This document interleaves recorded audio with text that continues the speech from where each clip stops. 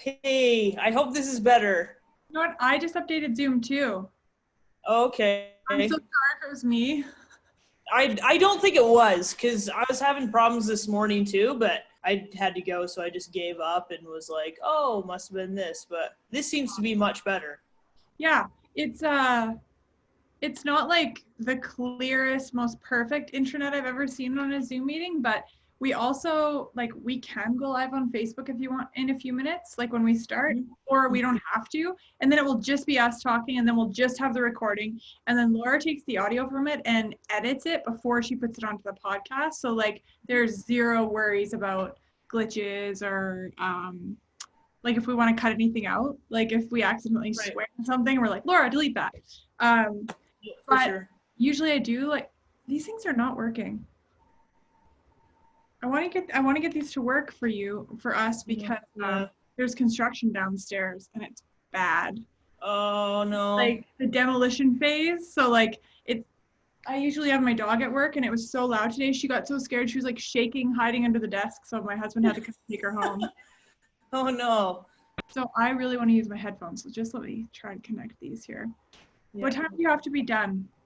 It's whatever. It sure. Doesn't really matter. 7:30 is bedtime, so I like to be done by 7:30. You'll try to be done by 7 for sure. Okay.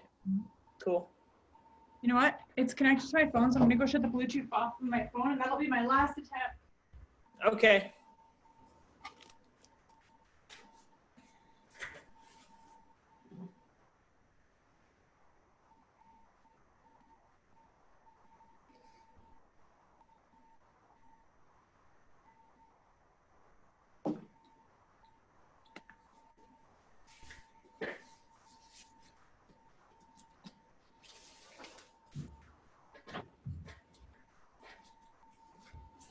I always forget that Zoom starts recording right at the beginning, so sometimes when I'm on here waiting for people, I fix my hair and stuff, fix my shirt, and then I'm like, oh, Laura's gonna watch this.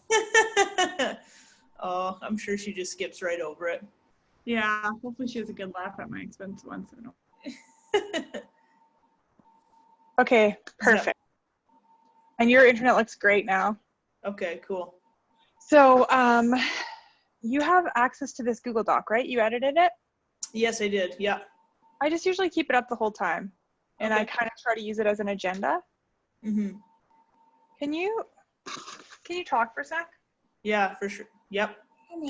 Test. Damn it. Oh, they're not working? No. Am I connecting to someone else's headphones? Just got my phone.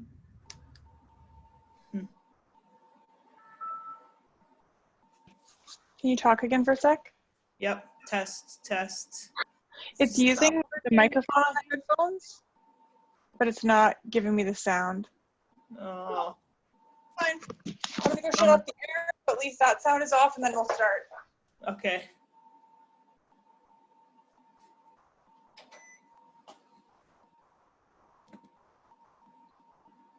This could be a blooper video by the time we're done.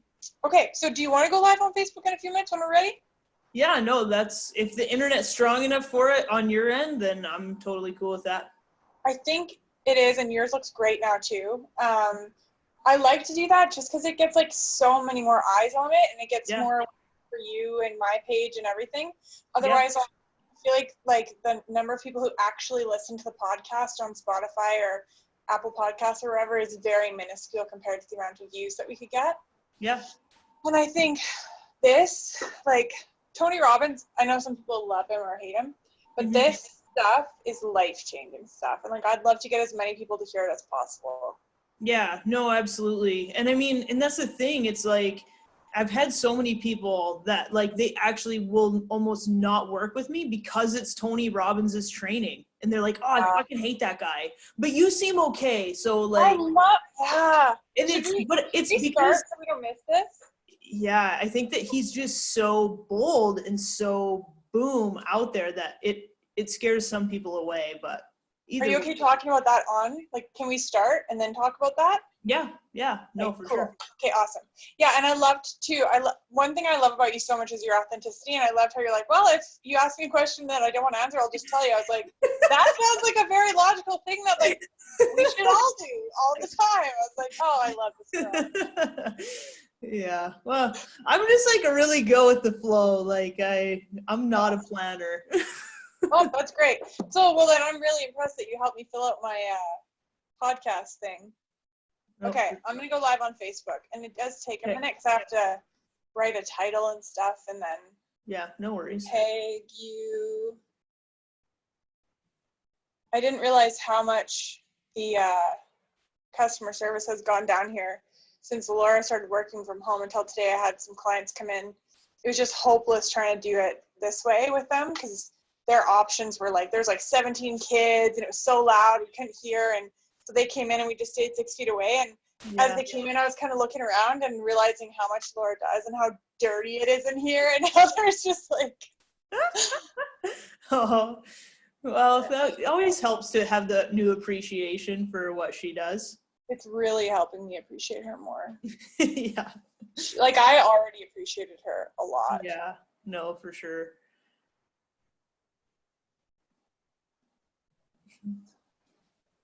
Okay. Live video title. So should I call it 6 Human Needs with Bonnie? Provencal? Provencal? Yeah, How do you say it? Provencal is how you spell it. Provincial is how you say it, but if you say it first, you'll spell it wrong. Okay, so you do say it like provincial. You say it like provincial, but it's spelled Provencal. Is it 6 Basic Human Needs? Yeah, it's not, he doesn't put basic in there. It's just 6 human needs. That's why I can never find it when I Google it. I always say basic. I don't know why. Okay, so learn how to, the description. I want to put something about, if you're cool with it, like rather than letting them run us, like using them to feel better right now. What do you think for the description?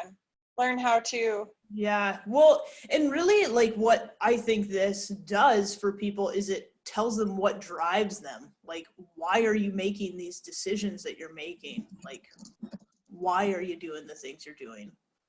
Learn what you're driven by and how to use them to your benefit. Yeah. Use it to your benefit. Yeah.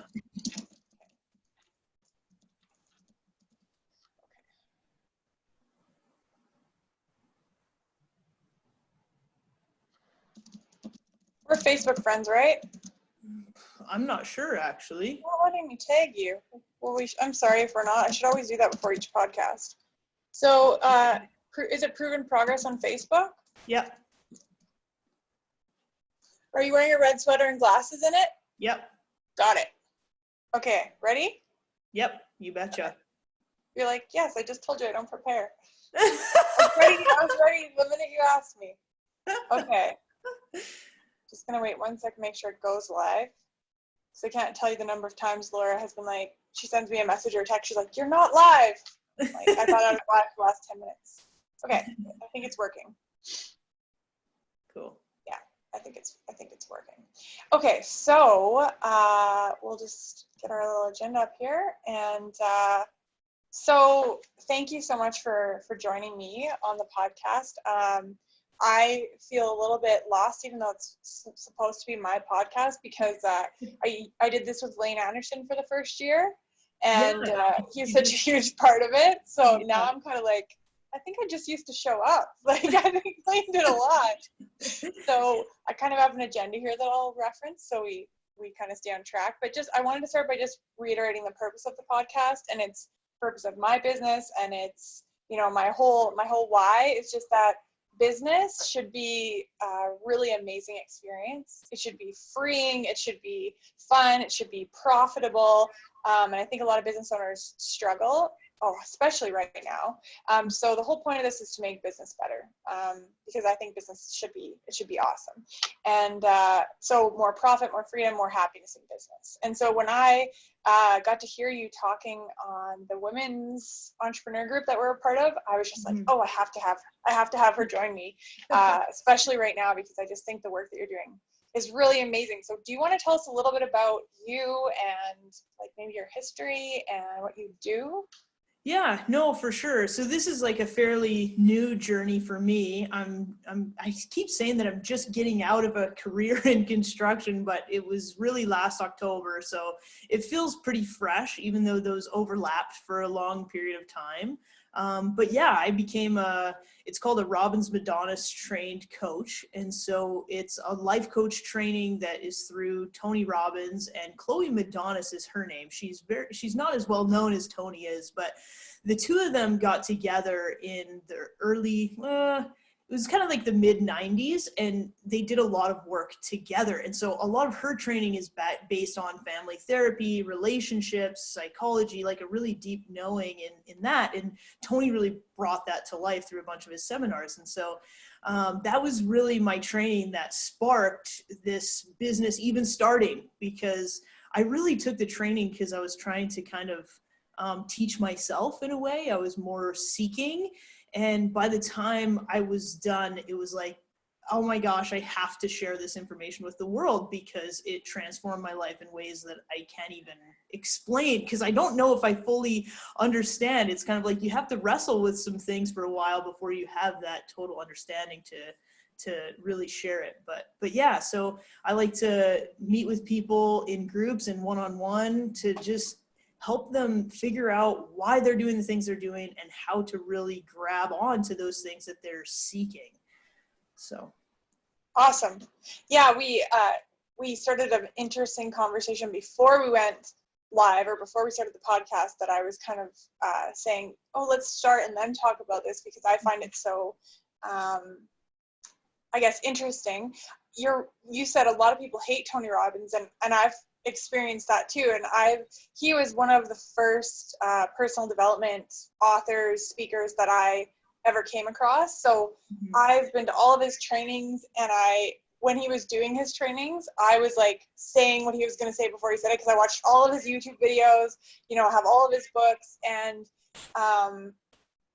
he is very polarizing, like you said, he's very in your face. And I remember, actually, we were even emailing today, right? And I said, I remembered this part in the training, and he is so huge, and he was like a meter away from me. And he basically was like, yeah, share this with your friends and family. He's like, but if you steal it and you teach it to someone, I'll effing sue your ass. And he was like, not kidding at all. And he said the actual F word. Yeah, totally. And yeah, so he's got some enemies. I think everybody who's sort of famous does, but I think what he teaches and the changes that I've seen it make for people are just amazing. So the fact that you get to do that for a living all the time, I'm so jealous. Yeah.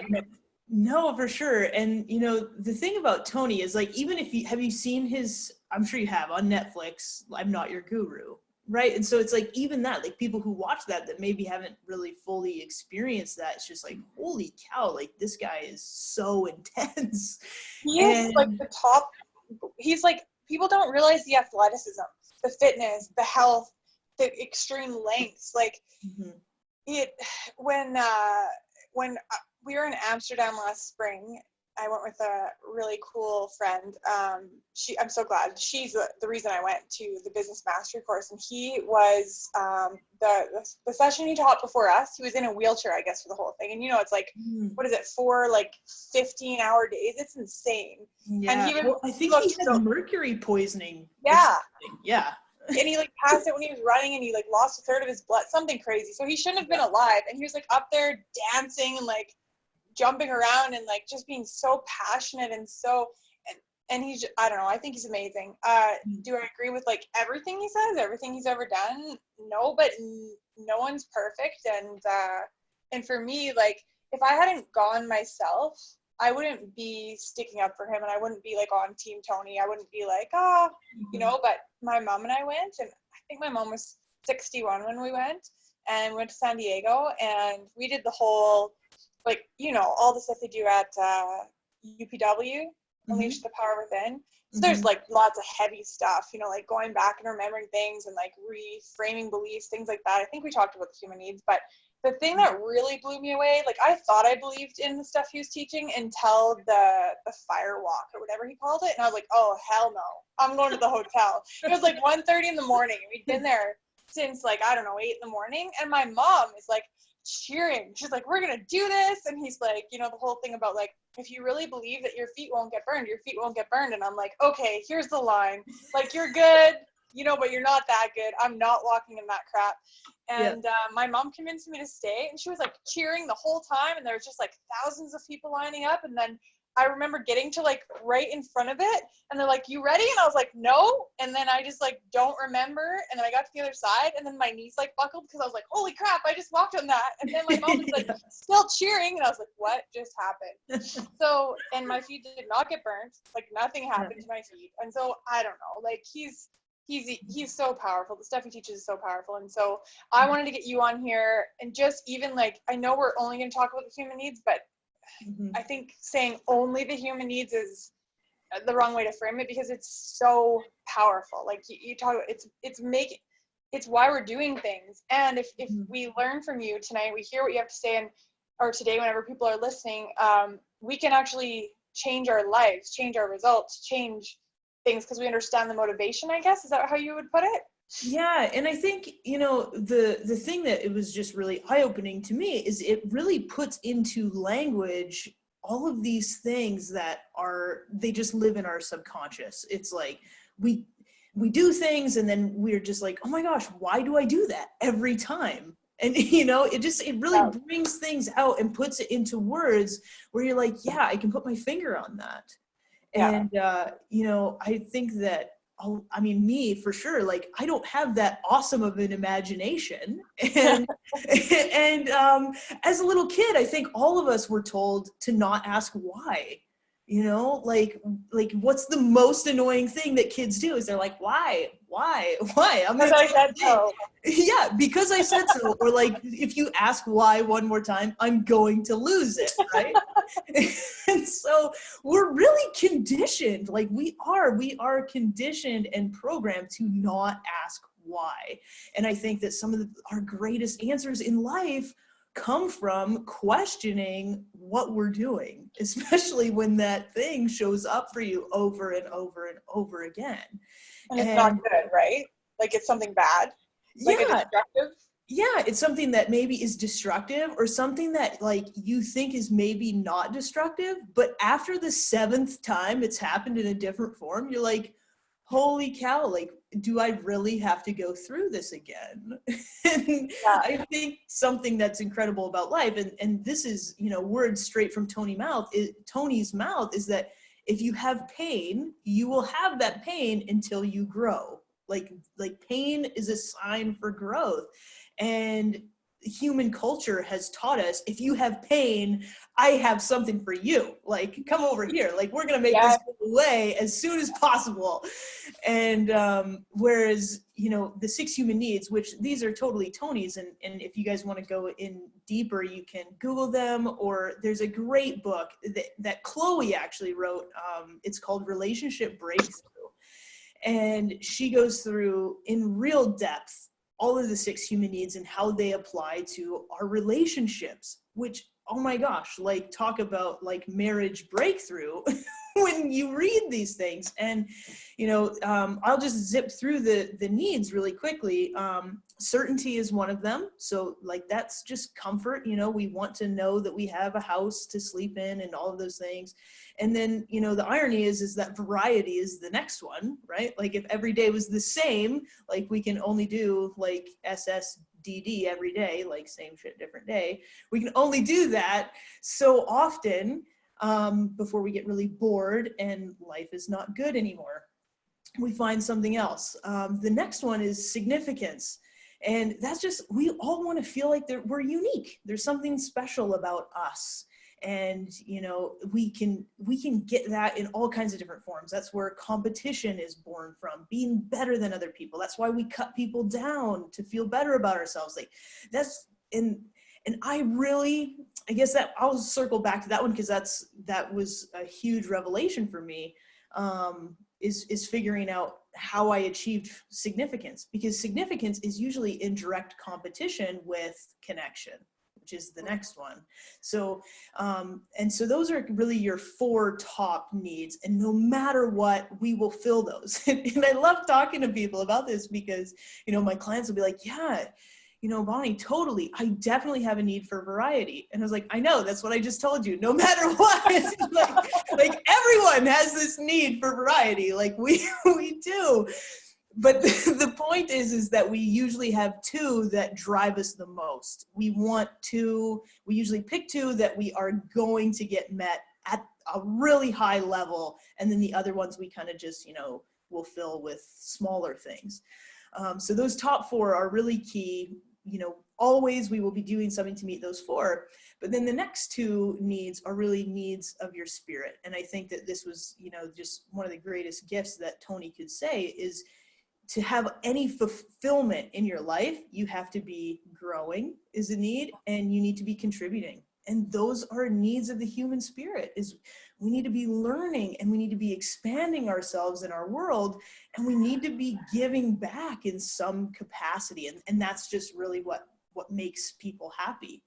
And so, you know, it's this shift because, you know, I can sit down and say, oh my gosh, okay, so if I focus on love and connection, contribution, and growth, I'm going to have a really fulfilling life. That's so easy to say, but it's a totally different thing to live it, because usually how we operate is not necessarily always how we say we want to show up, right? And so because for me, and I think that everybody goes through different phases of life. You have a phase where significance is really important to you. And that's when, you know, you're young and you're in high school and you're trying to figure out who you are and where you fit in the world. And, you know, in your early 20s, you're trying to support yourself on your own. You want to prove that you can survive on your own and have your own job and your own place and all this stuff. And so I think significance and even the significance of being able to create your own certainty is something that everybody strives for. But then you hit this other phase of your life where if you don't get out of that, if you don't kind of move out of that channel to turn towards love and connection and contribution, you just get really frustrated.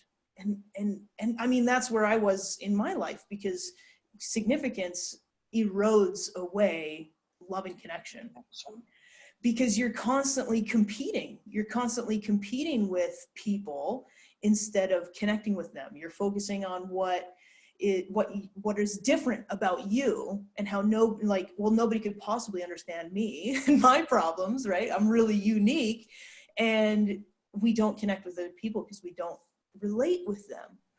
And so that's kind of how the needs all work, and really unpacking what drives you the most.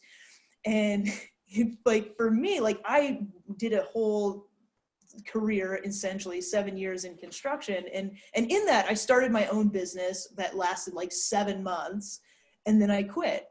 But it was all for significance. And in the end, when I quit, it was because my wife was like, you're either going to quit this business or we're going to get a divorce. So I'm like, okay, I'm choosing love and connection. And that's a good one.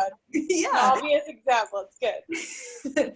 And so that's where it's like, you know, significance has been important to me, I feel like, in society, but I feel like there's always been this underlining drive for connection.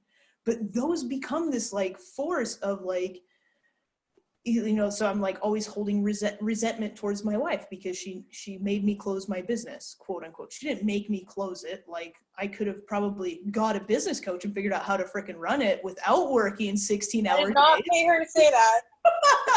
but it's true, you know, like that was the thing. But that would have taken away my significance. So if I couldn't have done it all on my own, then I wouldn't have been significant enough. You know, I had to build this thing on my own, and I couldn't hire anybody because everybody was idiots compared to me. Nobody could do as good a job as me.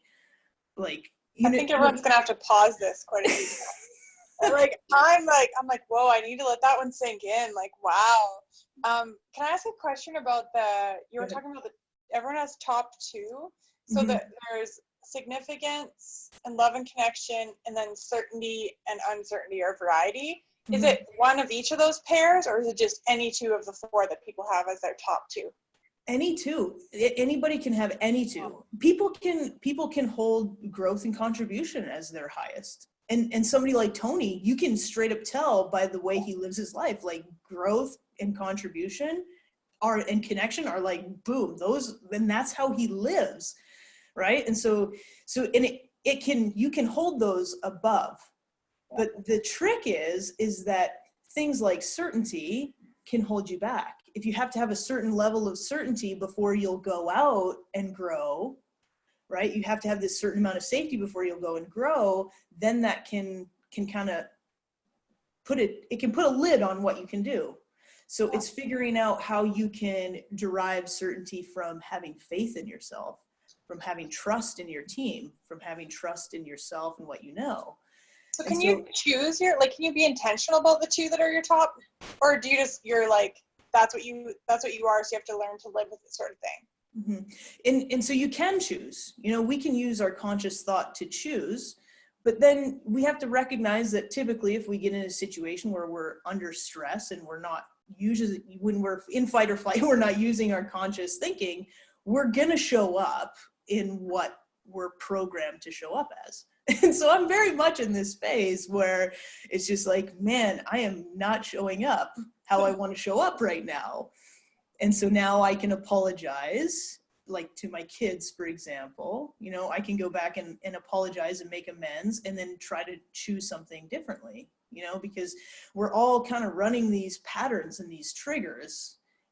But that's this whole process as well. It's like figuring what triggers me to show up as angry right now, or what triggers me to show up as cutting this other person down right now. Like, why am I feeling that my significance is threatened right now? So how can I kind of shift that to do what I need to do? So is there any way people can figure it out on their own?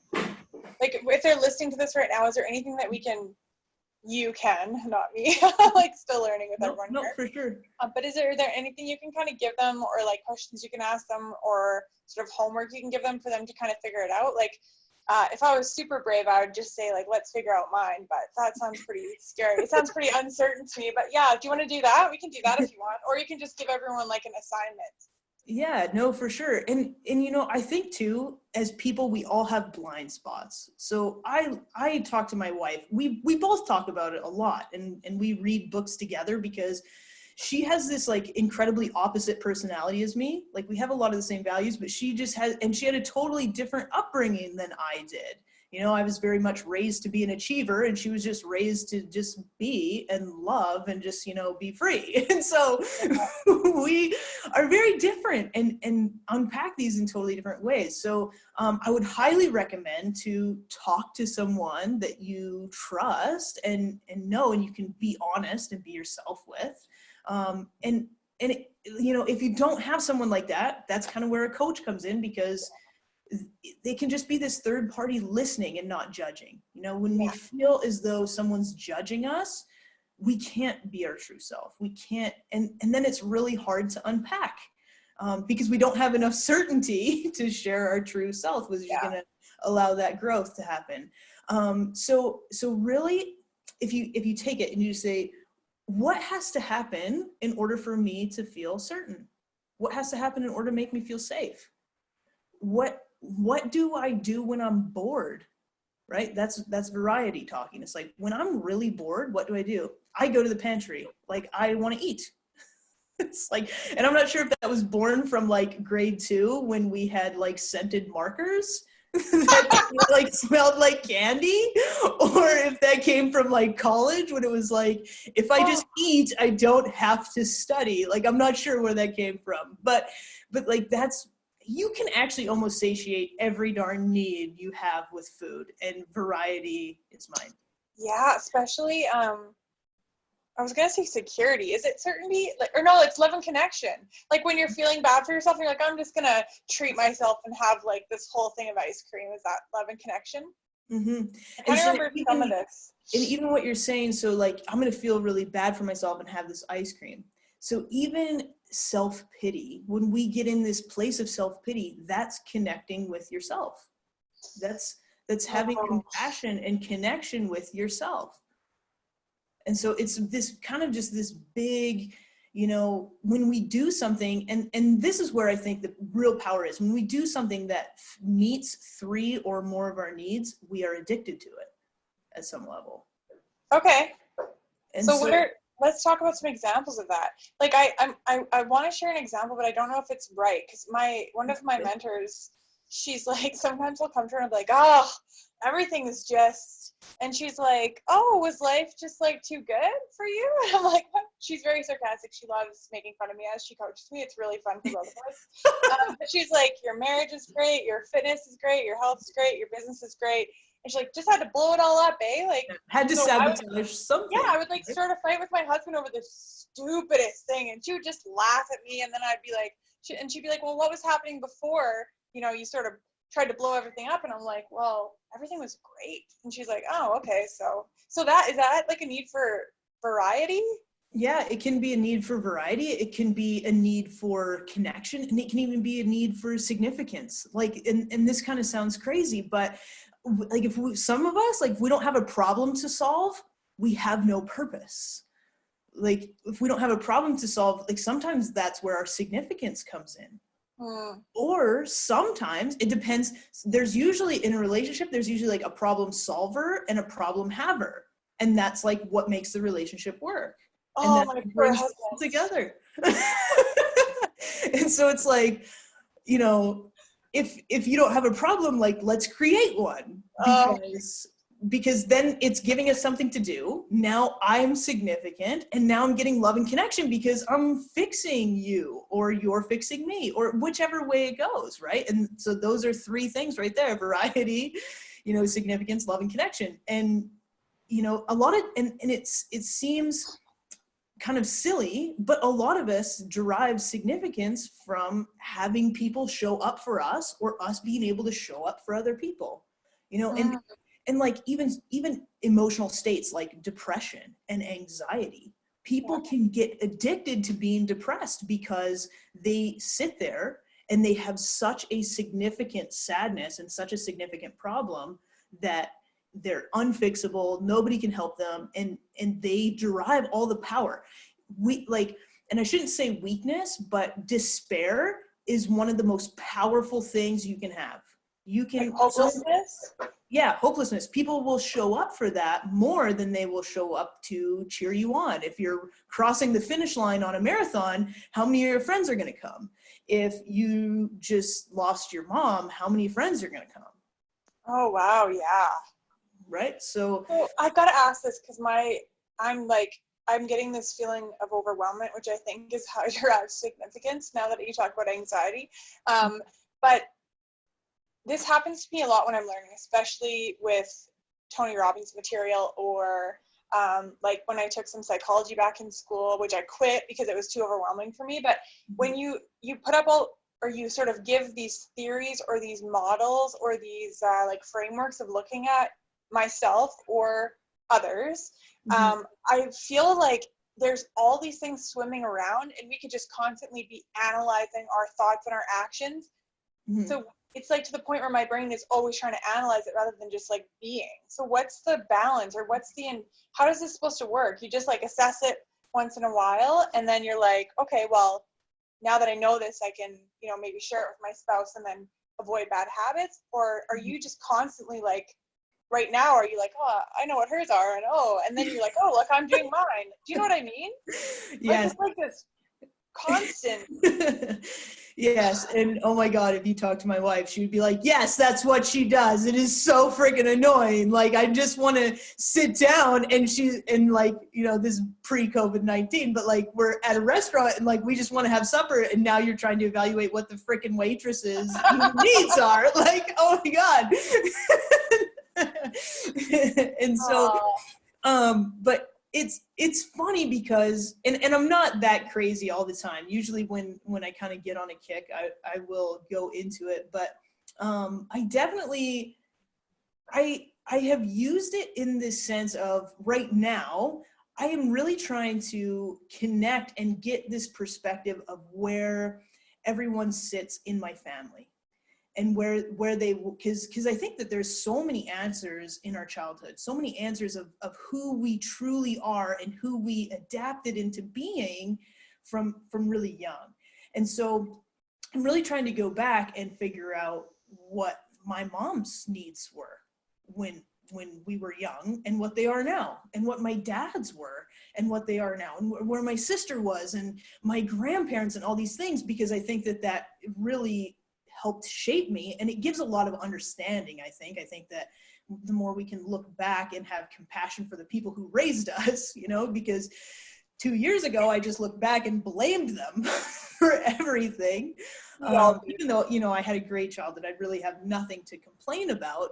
But there's those perceptions of, well, maybe they should have pushed me more. Maybe I would have, achieved more if they would have pushed me harder or believed in me more or whatever. And it's kind of really silly, but I definitely did that. I went through a huge phase in my life where I blamed my parents for everything. And I actually, that's exactly right. I should give them credit for everything because, they obviously gave me life and raised me to do everything that I'm capable of doing. So yeah, it's just kind of, I don't know. I go through phases of how I use it. Well, you didn't help me at all, because now I'm thinking about my family and their needs. As you were saying, I'm like, oh no. I think your wife and my husband need to start a support group, because he struggles with a lot of the same things. Yeah, it's no, for sure. So I guess, do you do free sessions if people are looking for somebody? Is the first session free sort of thing? Yeah, I do. Just because I think a lot of people aren't going to be able to do this with somebody, because especially we did that. I think it was just called maybe it was called Relationship Breakthrough. No, that's the book. I don't know, the course from Tony Robbins, but it's so old school. It was not even adapted for an app, and we had to watch it on, I can't even remember. We had to watch it on a computer. I can't remember, but it was amazing stuff. Both of us were just blown away. But I know that for my husband, we're so opposite, and he's so amazing, and he's taught me so much. And there's definitely that dynamic that he pulls out my issues or I pull out his, or do you know what I mean? So yeah, when we go see a counselor together, amazing stuff happens. But if I was to just sit down and be like, let me analyze your needs and then you could tell me mine, I think some people would be getting offended probably. So yeah, can people reach out to you and do a session with you or ask you about their needs?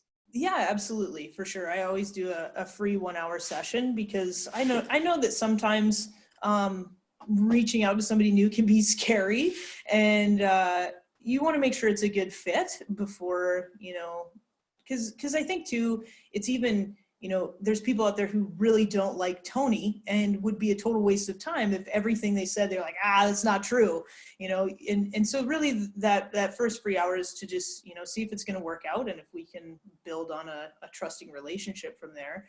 And I think that yeah, I think too, to even just look at your behaviors that you do consistently all the time. Good or bad? Good or bad, right? Good or bad. And it's so, especially if you're trying to, replace an old habit, right? So say every night you sit down and you eat a bowl of ice cream before you go to bed, something I used to do all the time. And so it's why am I doing that? Is it because I'm addicted to sugar? Well, probably, yes. It's a part of it, but it's why is that so hard to break? Even people say, well, smoking, you're not addicted to nicotine, you're addicted to the habit. And it's what are these habits that I'm trying to kick or I'm trying to, remove from my life? And I just can't seem to do it. And ask yourself, what need is this meeting for me? How is this meeting any of my needs? And I'm guessing even with coronavirus, tons of people out there are holy crap, I've picked up so many bad habits over the course of this thing. And it's because as soon as we can't meet a need in the way that we typically do, we need to fill it up with something else. So as soon as we can't go out and have a good time with our friends, we we sit down and binge watch Netflix and eat popcorn, because that's, we're, you know, going to connect with the characters on the screen, and variety, because with this popcorn and whatever else. And oh, you just changed my life. Just wait, I need to let this sink in for a second. Oh, I wanted to stop you so many times today, but you just, oh, you know what? I stopped drinking wine every night, but for a while there with coronavirus, it was literally every night I was having a big glass of wine, and I wanted to stop so bad and I couldn't figure it out. But it's because my life and my husband's life is, usually we're at the gym almost every night, and that's where all our friends are. That's where, you know, like that, I would meet my trainer there several times a week. He trained like every day, and we can't go and we don't see those people. And so I feel like maybe that's what I was doing. And I just quit doing it because I was just like, through just like willpower, I was like, this must stop. Like, this is not okay. And so this would have been a lot easier. I should have called you sooner. But thank you. You can go on. I'm so sorry. That was so selfish. But I'm like, I need to grab onto this. I hope that helps somebody too. No, for sure. Well, and I think that's what I mean when I say this puts into language what we're doing. And it's just like that, why we're doing it. Like, why are we doing it? And it's basically just like, okay, I keep showing up as this. So like, I even have a son. He's 12. He's my stepson. And we've recently figured out, like, him and I are in this huge power struggle. Like, we just are. Like, it is like, we will argue, and my wife will be like, wow, like, you just had a pissing match with a 12-year-old. Like, how do you feel? And I was like, good, because I won. And then I'm like, significance, like, there it is again. But I have this deep belief that parents should be more significant and should be respected by their kids. And it's like, is that really true? Or should parents love and respect and just above everything else? Like, if you put love and connection first, you wouldn't have a pissing match with your 12-year-old about who's right about a TikTok. Like, it's just, so. Yeah, this is good stuff. I want to highlight something that you're really sort of showcasing for people, and I think that I did it a bit there too, but if people, business owners specifically, aren't willing to get vulnerable and ask for help or put up their hand, or, you know, don't even have to go for a free session or put up your hand or publicly say that you need help, but start to listen to some podcasts, start to read some books, you know, watch some videos on the way that you think. If you haven't done personal development, you have no idea the light that goes on, you know, like, the empowerment, the ability to be freaking happy, you know, and joyful and successful. Yeah. I think so many people are just living in this, like, well, that's the way it is. And no, it's not, you know, and I don't want everyone to think like me, like, just constantly now I'm like, oh, what is my mom? What is my dad? What am I? What are you? What are we doing right now? Or what is this? That, I don't recommend that to anybody either. But yeah, like, you should really open yourself up to this kind of stuff, because it makes a massive difference. And for business owners especially, if you can get vulnerable and courageous and work on yourself, then your business it'll just blow up. So I bet if you tried that business again, well, now you have this business, which is probably blowing up, but if you tried that construction business now with your new skills and ways of thinking, hey, I bet it would be. Oh, and you know, the funny thing is so and when I started this, like, I was a framer, and so I had only been framing for a year. And so this is just the exact example how significance is ruining your business. I'm going to let you know right now. It's this, and oh my gosh, I should really look up who said it, because I use it all the time. I don't know this quote, but it's, whatever got you to where you are right now is what's holding Einstein. Is what's holding you back from more, or something. Yeah, it probably is. I'll find it. And I used to, like, I'm like, that is bullshit. Like, what got me here is like hard work, dedication, like passion, all these great qualities. And those are all really great qualities. But that version of you that can break through and figure out everything out, and you're so significant and you're so handy and you're awesome, and you can do the accounting and you can do the marketing and you can do all of these things. Like, you are a superstar. You are so significant.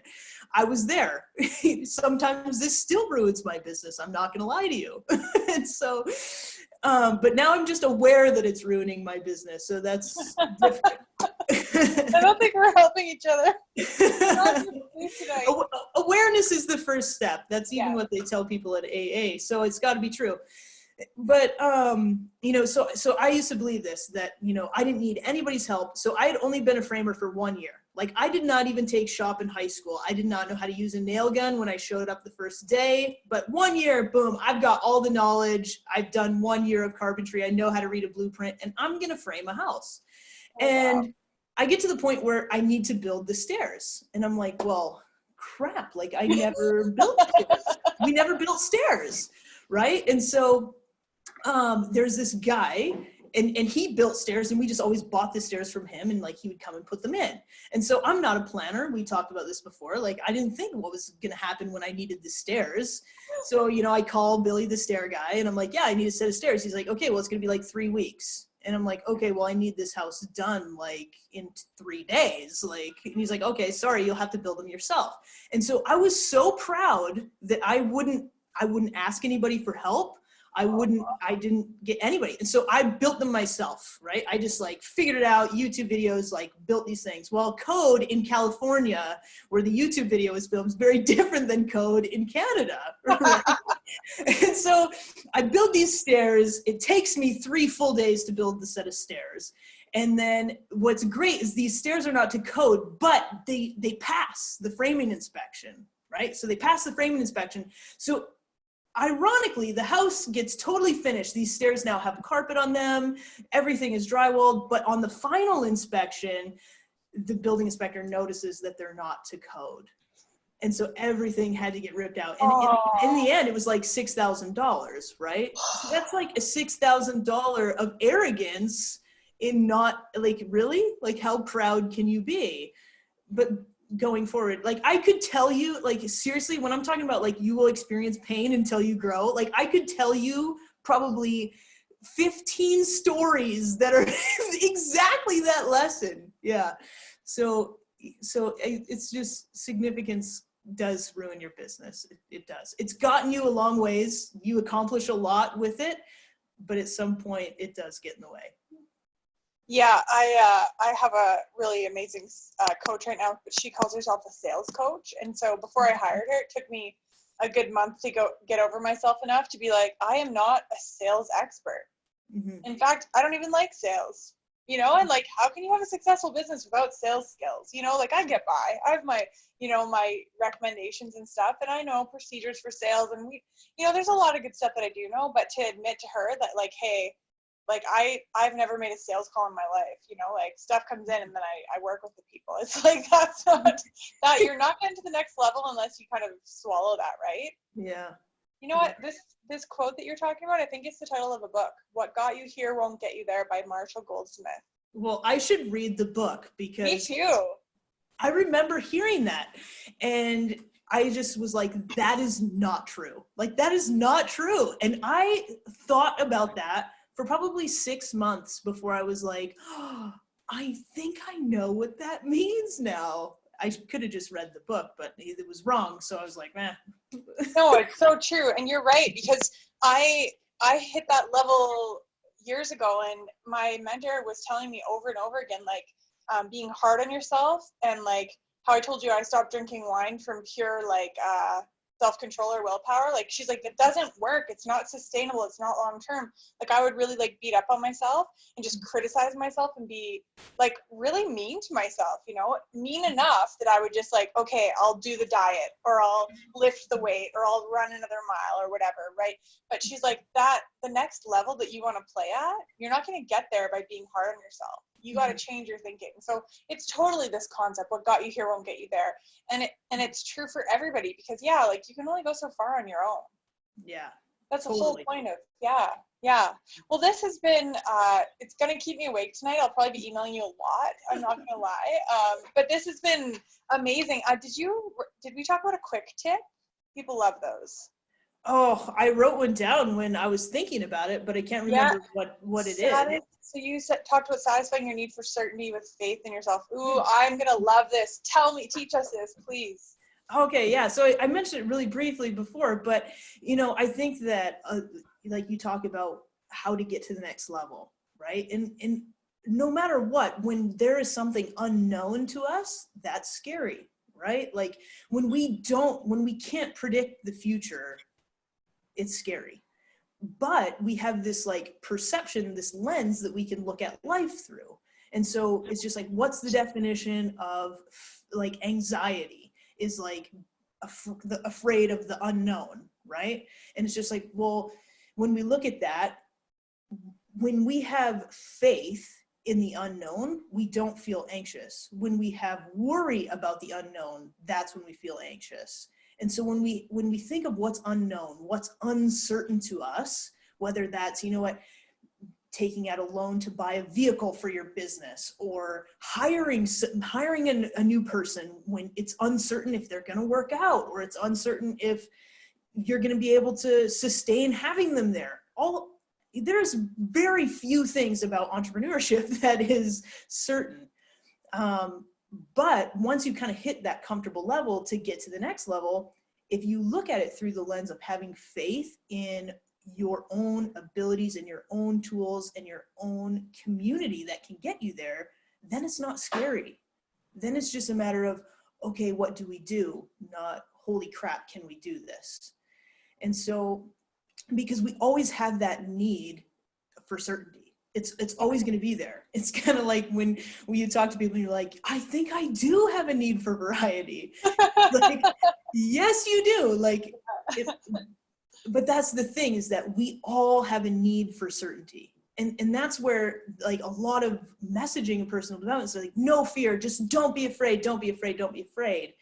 And it's kind of like, okay, well, how do I not be afraid because I have this need for certainty? And for some people, it's like, okay, if I have, $10,000 just saved over here, now I can go do these risky things over here.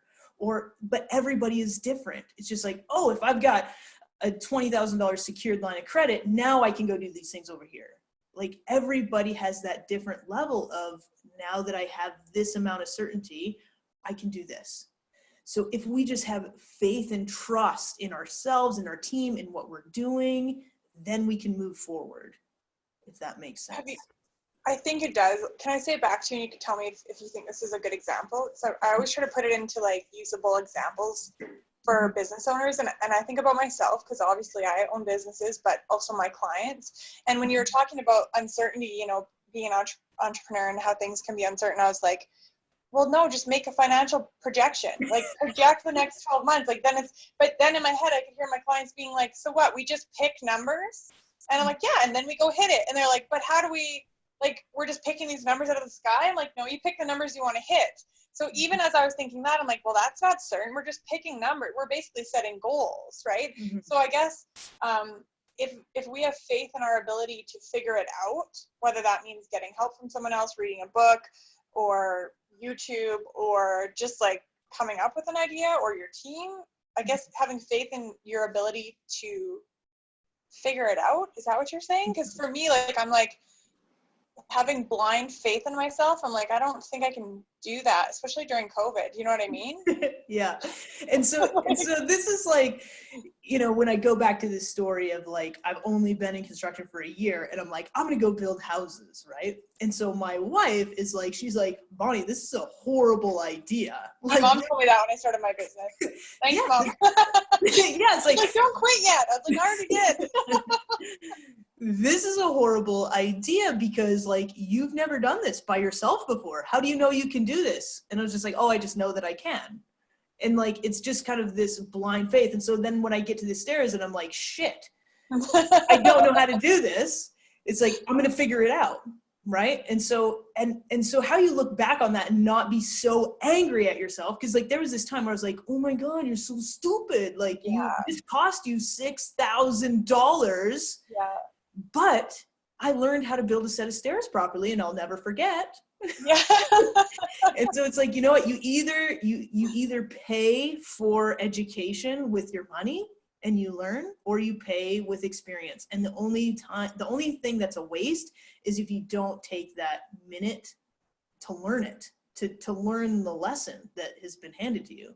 Like, I know how to change oil in a vehicle because I've totally blown up an engine by doing it wrong. Like I've screwed up so many things in my life that you would think that I would start learning first, trying second. But I think that that's part of this journey that we're on, is being able to develop trust in ourselves and what we can do.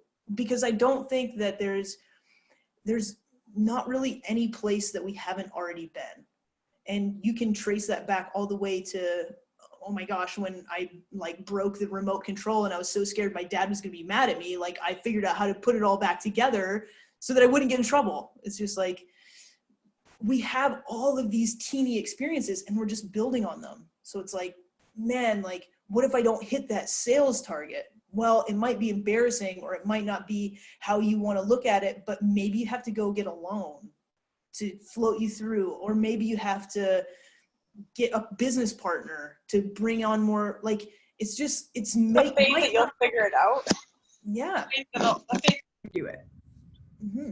And then you just start moving and you just start doing the next thing.